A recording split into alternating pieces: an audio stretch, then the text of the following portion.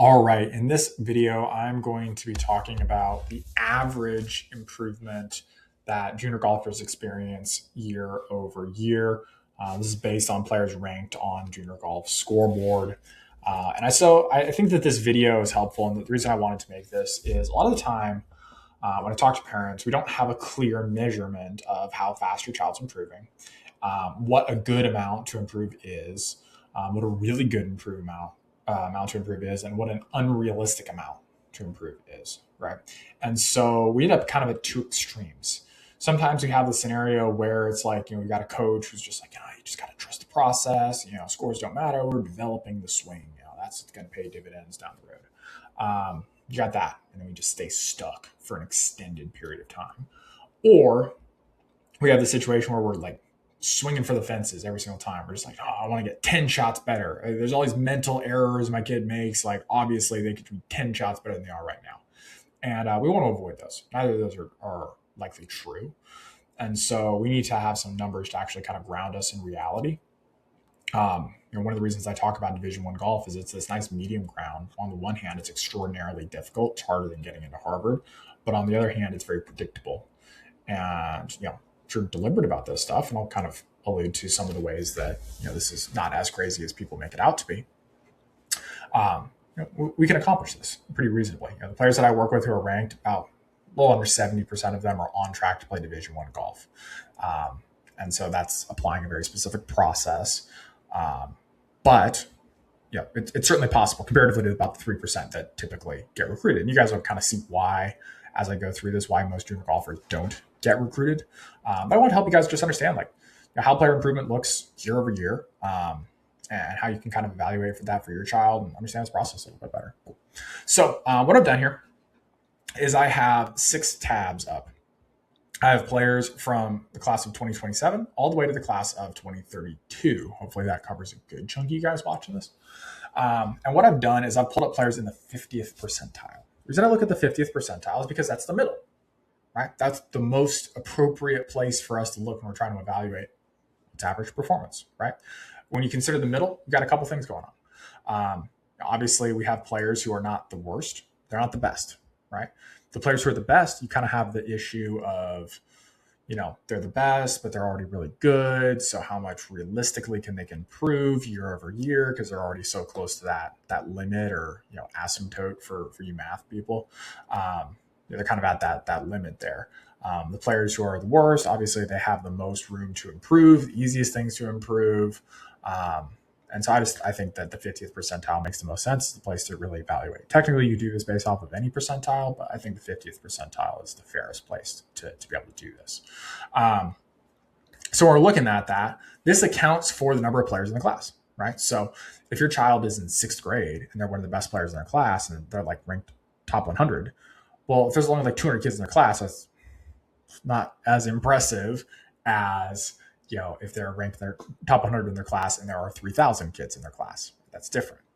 And so when we talk about playing Division I golf, you might see rankings as a number. I don't like ranking in your class as a measurement of whether your child's on track because of this percentile issue, right? I like to focus on the scoring differential rather than anything else because that's the thing that we have actual control over. We don't have control over how many players are in the class. So we can just say, hey, I want to make this scoring differential improve by a predictable amount. Now, this is not intentional by my part. You can quickly see for this player, he's been kind of stuck for last year. He's improved by 0.1 shots, right? So he'd be under the average. I'm going to show you guys, but just worth noting here.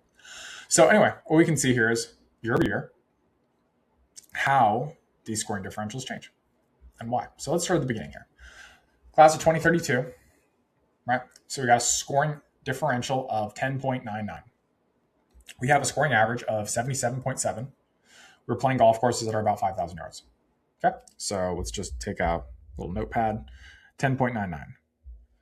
Then we've got 1 year ahead, just so you guys can check my math here. I'm not making these. So 51 percentile, 49 percentile. Maybe this is a little bit bigger gap. Maybe this player will be a little bit bigger marginally, but let's just look at it. 9.59. Okay. So this player is 1.4 shots better than the year prior, right? So, and they're a little bit better, right?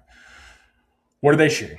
We got a scoring average of 80, but we're playing golf courses a little bit longer on average, maybe closer to 5,300 yards, give or take, on average, right? We've got some of these 6,000-yard golf courses. We've got some shorter ones, maybe 5,500. We've got a couple 5,000, call it 5,500, maybe 5,800, somewhere like that. So what happened here? Well, we have technically worse scores, but we have longer golf courses. Okay. So that's what happened there.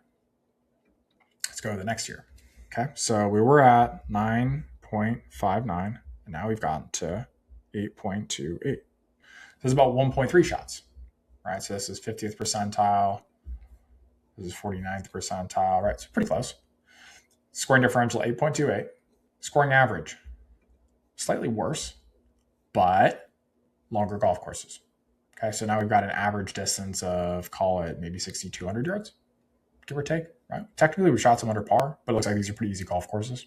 But worthwhile to say, we still shot under par.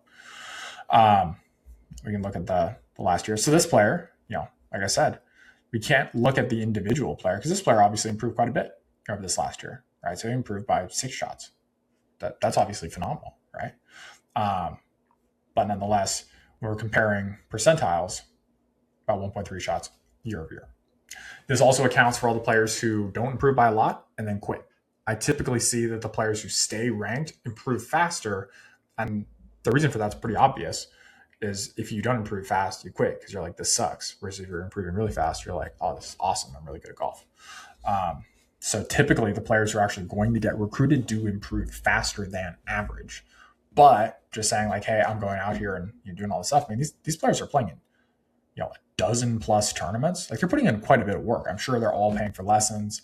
And so I think it's really helpful to just kind of understand like, here's what the average performance is from your kind of like standard junior golf model of what you should do. Weekly lessons, go play in tournaments. Maybe there's some travel stuff, but anyway. Next year, so we've got 6.81 minus 8.28. So another 1.47. Okay. So for this player over this last year, he's improved by, let's look at it, 9 point, what do we got here? January, March, 6. So improved by about 2.35 shots. So certainly better than average, right? That's where he's at. Again, scoring average, about a shot better, maybe a little bit more than a shot better. Some good recent scores. Longer golf courses. Interesting. Longer golf courses. Okay, so we're looking at golf courses now that are closer to maybe 6,500 yards. Okay. Next year, 5.88 minus 6.82 or whatever it was, 0.94 shots. Yeah, so 0.94 shots, not a lot of improvement. So freshman to sophomore year, not a ton of movement there. Okay. Scoring average, about the same, about 0.3 shots worse. Difference, longer golf courses. Hopefully you guys are starting to see a pattern here. Longer golf courses, lower scoring differential. Last jump, okay? 5.88 versus 4.37, 1.5. Okay, once again, 50th percentile, give or take. What's different here? We're about a shot and a half better, and we're playing about the same length of golf courses. So when we look at this, what's really happening here? Well, from 2032 all the way to 2027, the scores barely, they don't change at all. If I'm a little bit more generous and say hey, 2031 and this random one to this improve by 2 shots over 5 years. So if your child's out there shooting the same scores over and over and over and over again, they need to do something different. And this is obviously what I do, is help junior golfers break through this. Average player I work with improves by about 4 shots per year. And the majority of actually going through that process is helping players lower their scores and play longer golf courses. So hopefully you can kind of see, over this 6-year period of time, the majority of improvement that junior golfers are experiencing in this like overall improvement is just that they're playing longer, harder golf courses. They don't actually shoot lower scores. And most of the reason that they are playing longer, harder golf courses is, well, you're going from 12 years old to 16 years old. You're bigger, stronger, and hit the ball further, right? So you play longer golf courses. You hit the same number of greens. You three putt about the same amount. You don't really improve your scores. And just so you guys are clear, the main way you improve your scores, you hit fewer balls out of bounds. You don't three putt as often. You hit more greens in regulation. Those are the main ways that you do that. And you don't compound your mistakes, or you cut down on the number of compounded mistakes you have. Those are the main ways you do that. And so, when I work with students, that's a primary focus of tracking their statistics, understanding why they shoot the scores that they shoot, and then also helping them, develop those skills that cause them to shoot what they shoot. It's that and playing longer golf courses. We do those two things at the same time. And that leads to pretty substantial year-over-year progress. Obviously, you got to go do the work, right? It's not just like some magic there, but it's like you go out there, you do the practice, you work on your game, you go play in the tournaments, you play the right practice and play frequency is one of the things that I really get on students about. Is I want to see 1 round of golf per practice session. That's huge. Just to kind of like break this down like really simply though, just so you guys can kind of understand this. When I say the average player improves by about 4 shots per year, let's break this down logically. If you improve your three putting by 5% every quarter, so that's 1 three putt per 3 months, that is 4 shots a year, assuming you had 4 three putts to actually cut down, right? When you consider that, if I told your child like, hey, let's say they three putt 3 times, per round, I touch nothing in their game except cut our 3 putts down by 1. Well, they would improve by a shot over that quarter period. They'd be on that average, 4 shot per year trajectory there. And so when we consider that, it's not really that crazy, but what it requires is you to be more deliberate about what you're doing, right? We have the tendency to say, hey, I want to get way better really, really fast. And it's like, that's not really how this works, right? We need to be very deliberate about what we're going to get better at. We put all that intensity in there. We go out on the golf course. We prove that we're shooting lower scores.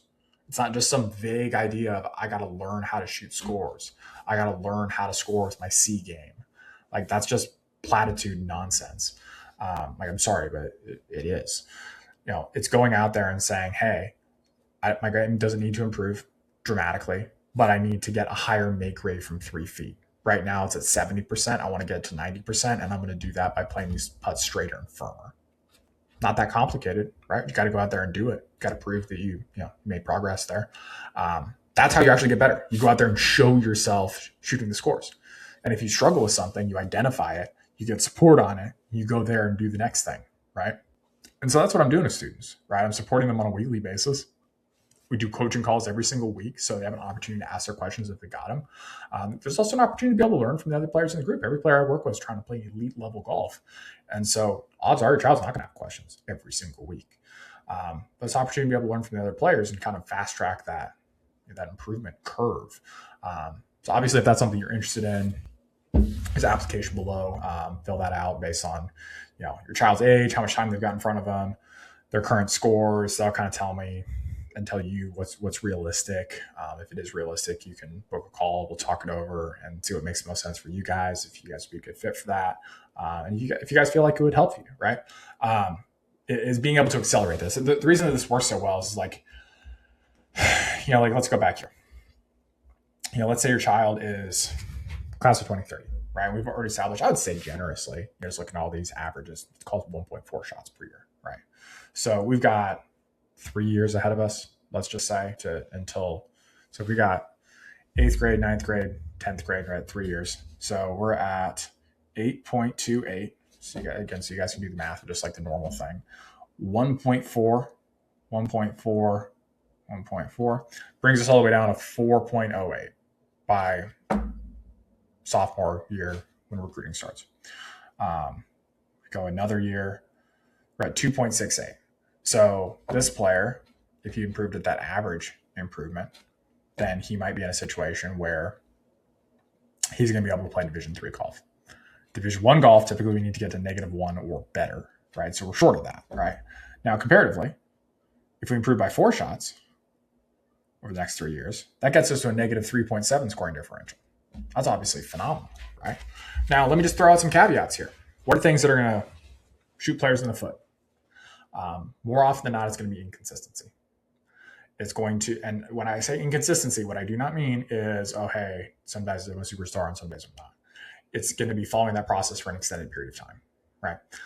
I cannot tell you the number of times, it drives me crazy, where I've worked with a student and we made some changes that maybe didn't feel like that substantial, and the student improves by 5, 6, 7 shots in a year, and then they decide, okay, cool, like we think we get it, and we're going to go off and do our own thing, and then the scores just crater. And I don't say that like joyfully. I say it like with a lot of sadness, because it's like at the end of the day, like I see my job as being able to help these players really accomplish their dreams of playing Division I golf, and all the opportunities that are going to come into their lives as a result of that. And it's just seeing a player fall off, right, for all sorts of reasons. There's all sorts of different reasons that can happen, and that's the thing that really shoots players in the foot. Right now, like I said, I've got 70% of the players that I work with who are ranked on track to play Division I golf, more or less. And so when you consider that, like I look at that, I'm working with over 50 players at the time that I'm recording this, right? So I can look at that and be like, okay, cool. Well, if I retain all of those players, my average age of student is, essentially 8th grade freshman, somewhere in that ballpark. So if I retain all of those students for the next 4 years, am I going to have 30 or so Division I recruits? Yeah. What's the biggest obstacle to that?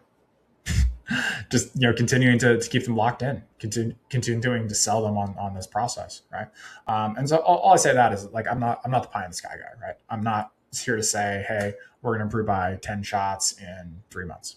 Like, maybe you can do that on like an absolute number, but you can't do that on an average, right? And you guys can see it's like the players barely improve at all. Like, you're not going to improve by 10 shots in 3 months. Like, that's absurd.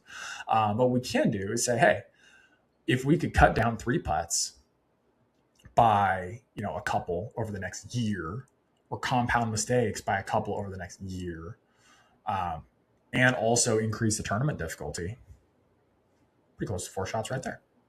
That's not that hard, right? And it's worth reflecting on, especially if you're watching this and you're like, hey, my kid does weekly lessons. Like, why aren't we getting these results? It's like, these kids I'm certain all these kids are doing weekly lessons, right?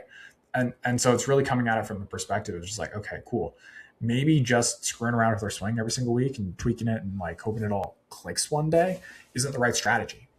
Maybe we can be a little bit more deliberate, do a little bit less, and get a little bit more out of it.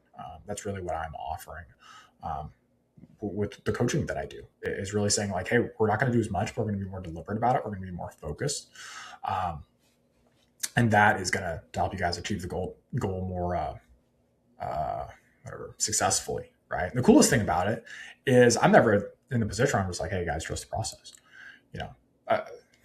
There are some cases where it's just like, hey, we're like a little bit too on it.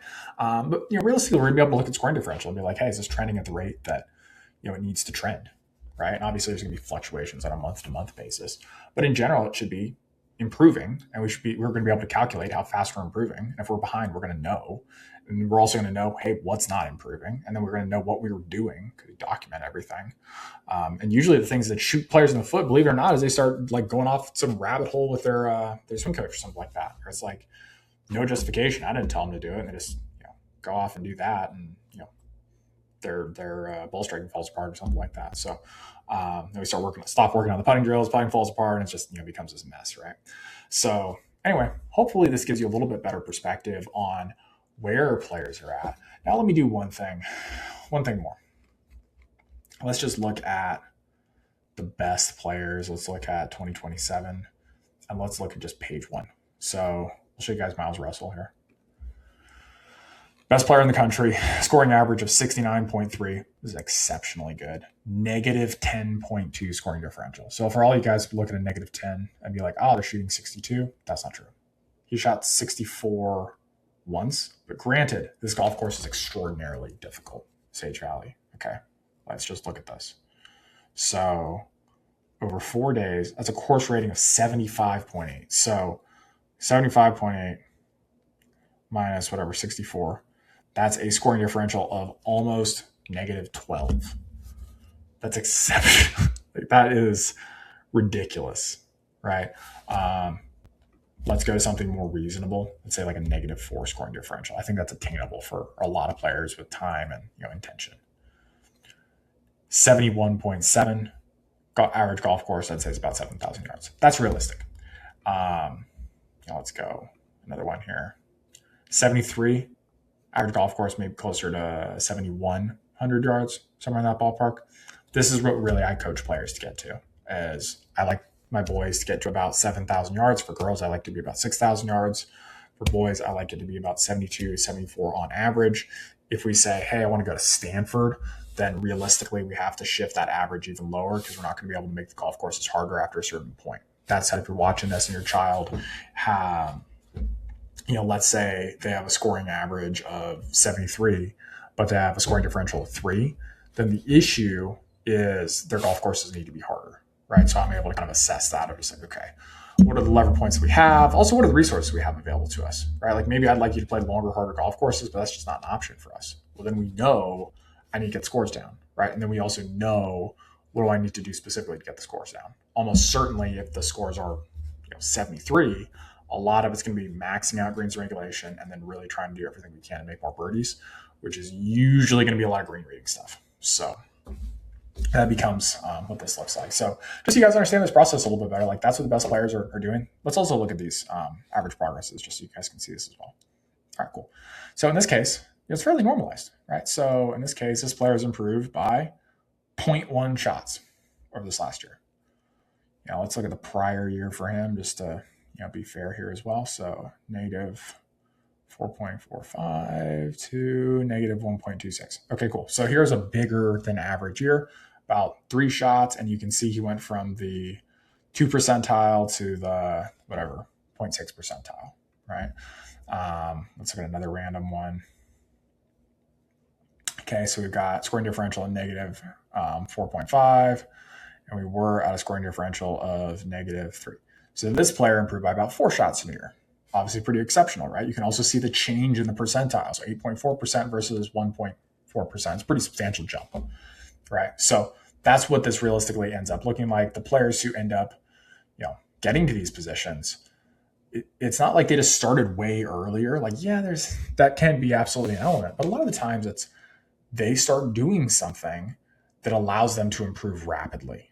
And it's usually being pretty intentional about what they're doing, in my experience, right? And that's what I help players do. If that's something you want help with, again, apply below. You can see if you guys would be a good fit for that.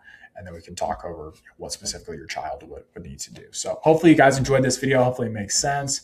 If you want a little bit of help, I just released a video going over mindset and the mindset you want to have to accomplish this. You want to help your child and like fostering your child. So you want to go check that video out. Can be very helpful for you. Check out some other videos on the channel. We've got playlists on how recruiting works, how statistics works, how practice, like how all these things fit together, which tournaments to be playing in. There's a lot of stuff like that. So hopefully you guys enjoyed those. If you guys enjoyed this one, go ahead and leave it a like, and I'll see you guys in the next one.